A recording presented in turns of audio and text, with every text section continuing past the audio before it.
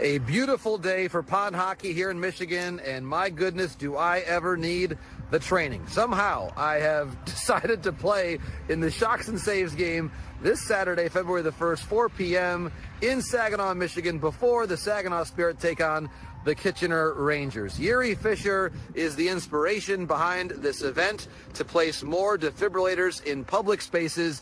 Yuri is going to play, Justin Abdelkader is going to play, Chris Thorburn, Jakob Kindl, Chris Tamer, so many former NHLers, and improbably yours truly, also on the ice, Saturday afternoon. For a great cause, we'll see you at Dow Event Center, 4 p.m. on Saturday.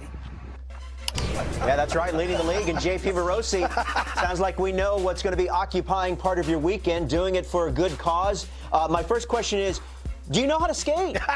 That's what I was going to say. Well, Robert and Case, good morning. Well, as you both know, I grew up in the great state of Michigan, so basically in your bassinet as a kid, you've got a pair of hockey skates. So, okay. So yes, that sounds dangerous. I'm not going to lie to you, but I'm glad you're ready to go. Yes. So Robert, here's now there's two very different levels here. Can I skate? Yes. Do I belong on a regulation sheet of ice with former NHL players? No. No, I don't. But it's for a good cause. I will do my very best. Exactly. Shocks and saves. So Yuri Fisher, as we mentioned, actually Yuri was on our sister station, NHL Network, during the course of this week. For hockey fans, probably know his story well. Basically 20 years ago, he went into cardiac arrest during a game for the Red Wings. And fortunately for him, there was a defibrillator at the side of the ice. They were able to revive him. Yeah. And ever since then, he has made this the cause of his life. He's still working as an executive for the Red Wings, but his work is to put more defibrillators in public spaces, whether it be office buildings, high schools, yes, hockey arenas. And so it's for a great cause. It's the rink basically next to the town where I grew up. Oh, so cool. It's going to be a lot of fun for me to play in this game. I have no idea how it's going to go. When anybody asks me what position I can play, I'm going to say, please put me in the spot where I can do the least amount of damage. There you go. And so I'm just trying to be, as you guys know, trying to be a good teammate, get the puck in, get it out, back check hard. What about checking? Are they allowed to check you? Because I think it would be the last we see of you if they are. This is a great question, Case, and it's the same question my family has asked. Dad, are you going to be okay? And the understanding is, the understanding here, Case, is that it's going to be no check. Now, I know, like Chris Tamer, Chris Thorburn, these guys were tough NHL players, Justin Abdelkader, so I'm just trying to get on the same team as many of these guys as I can. I think I'll be okay, but I'll have to let you know on Monday morning. You don't want them to have any kind of flashbacks, but that's important work, JP. I hope you have a good time. Thank you. Hey, let's turn it to baseball. We began the show talking about Max Scherzer. He's now off the board, going reportedly to the Toronto Blue Jays. What does the rest of the free agent starting pitcher market look like right now? There is still a lot of talent out there and available. We've talked a fair amount on the show recently about Jack Flaherty and Nick Pivetta, but they are not alone. Two names to mention here today: Kyle Gibson, Andrew Heaney. Let's start with Kyle Gibson. He is someone who's become one of the more reliable year-over-year starters in MLB in terms of what you get from him. There's a similarity, I think, between Gibson and a Charlie Morton, where he's probably at this stage of his career looking at a one-year deal and probably going to be less than the likes of what Alex Cobb and Morton and Scherzer and Verlander signed for. So I look at Gibson as being a really good bargain for someone. Look at this, Case and Roflo, 170 innings this past year. Not a lot of pitchers can get up into this range. So he's someone that certainly has a history in Minnesota. They've got some interest in adding a starting pitcher. You guys talked about the Mets. I think that was a really good point as well. It may be, though, that for the likes of Gibson and also Andrew Heaney, that perhaps they wait until spring training gets underway and maybe a team has an injury situation that surfaces and they need a starting pitcher. In some ways, I look at Heaney and Gibson as being almost mirror images of one another. And by the way, the Blue Jays had some interest in both of those guys before they signed Scherzer. And again, look at the ERA and the innings pitched. It's almost the same exact story as Kyle Gibson, just from the left side. We saw Heaney, of course, help the Texas Rangers win a World Series in 2023. I though look at this and say, for the reasons that you mentioned about the Mets, I would say a lesser option would be the Braves. I thought at one point in time maybe the Braves would be in the mix for a 1-year contract for a pitcher, but they seem to be optimistic about what they can get from Ian Anderson and Strider this season. So the key thing here, though, Gibson, Heaney, two really valuable guys out there in the marketplace who I think maybe been overlooked in some of the conversations this wintertime. Yeah, and you mentioned at the top, Jack Flaherty. I am pretty surprised he hasn't found a home yet. That's a very good arm that's still out there. JP, we've got live baseball on our air a little bit later this afternoon as MLB Network proud to present the Caribbean Series from Mexicali, Mexico. 4:30 Eastern, it gets underway. Venezuela against the Dominican Republic, managed by our good buddy Albert Pujols. Give us some storylines that you're watching for as this Caribbean Series is about to get underway today. Robert, in case there are so many great storylines, let's begin with Japan Breeze. Now, this is a team of largely independent league players from Japan, but some that have NPB and even MLB experience, including the great Munenori Kawasaki, former teammate of our own Mark DeRosa. Now, the man you see in the middle there, Alex Ramichan Ramirez. Now, Alex is the first ever Latin American player to be inducted into the Japanese Baseball Hall of Fame in Tokyo. He spent some time in MLB, and there he is. He speaks fluent Japanese. Now, Case, you remember him. He was in the National League, I believe, right around the same time as you. Yes. And he has a great story to where I came up with Alex with the Indians.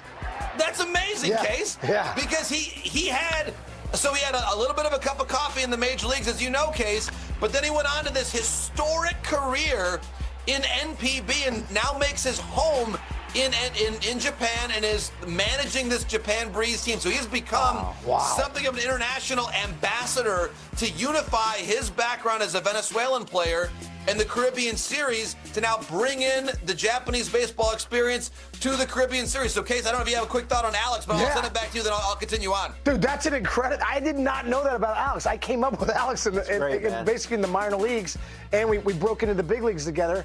And now he's a legend. And that's incredible. And he's living there. That's one of the beauties of the game, JP, is that, you know, as you said, this is a man that probably wouldn't be in Japan, probably wouldn't be making his home and family in Japan if it wasn't for the game of baseball. So that's a really good note. Cool. It's an excellent point. And one last quick note on Ramirez before we go on.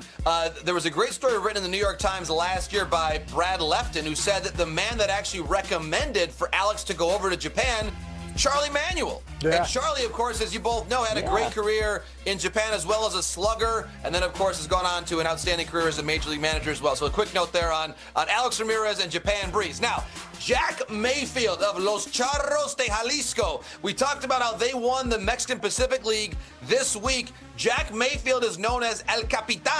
試合が終わった後も会場には熱気が満ち溢れていた。プレーを終えた選手たちは息を切らしながらも達成感に満ちた表情を浮かべ、互いに肩をはたき合っていた。リンクを囲む観客たちの顔にも笑顔が広がり、歓声や拍手が鳴りやまない。まさに光で繰り広げられたこの戦いは、単なる競技ではなく、すべての人が一体となる特別な瞬間だった。今回の試合は、ただの勝敗を決めるためのものではない。試合そのものが持つ意味、それが何よりも大切だった。これは、心臓発作で倒れた元選手が、奇跡的に命を救われたことから始まった取り組みの一環である。もし、その場に適切な危機がなかったら、彼の人生はそこで終わっていたかもしれない。しかし、運よく命を取り戻した彼は、その経験をもとに、救える命を一つでも増やすことを生涯の使命とし、多くの場所に救命装置を設置する活動を始めた。そうした努力が積み重ねられ、この試合が開催されるに至ったのだ。だからこそ、今日はただの試合ではなかった。ただ紙を滑り、パックを追いかけるだけではない。すべてのプレーが、この活動の意義を再確認するものだった。選手たちは本気で戦いながらも、心の奥底では、この試合が誰かの命を救うきっかけになるかもしれない、という思いを抱えていた。これは単なるエキシビションマッチではなく、未来に向けた希望そのものだったのだ。私自身、試合に出る前は不安でいっぱいだった。果たして元プロ選手たちと同じ氷の上でプレーできるのか、自分のレベルで、チームの役に立てるのか。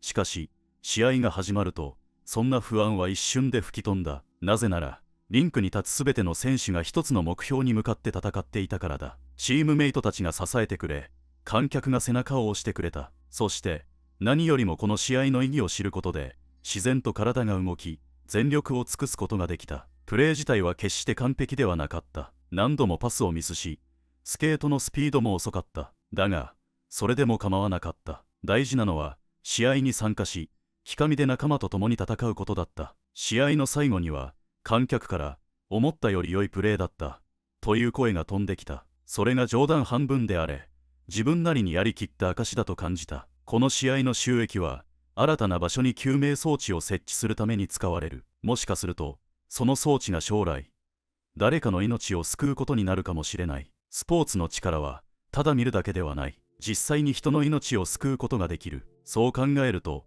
今日の試合に参加できたことが、何よりも誇らしく思えた。試合が終わり、会場を後にする選手たちの顔には、満足感とともに、新たな決意が宿っていた。来年もまたこの場に戻ってくることができるだろうか。もしそうなら、次こそはもう少しスムーズに滑れるよう、もっと練習しておきたい。そして、それ以上に大切なのは、この試合を支えてくれたすべての人への感謝の気持ちを忘れないことだ。選手、観客、スタッフ、スポンサー、この活動を支えてくれるすべての人がいたからこそ、この試合が実現したのだから。スポーツの世界は常に前へ進んでいく。今日の試合が終わっても、次の試合がすぐにやってくる。だが、こうした特別な試合の意味は、決して色あせることはない。試合に参加した選手たち、観客たち、それぞれがこの試合から何かを感じ取り、次の一歩を踏み出す。最後に、ここまで読んでくれた皆さん、本当にありがとうございます。もしこのイベントやホッケーの話をもっと楽しみたいなら、ぜひチャンネル登録をお願いします。みんなでホッケーの魅力を共有し、この素晴らしいスポーツをさらに盛り上げていきましょう。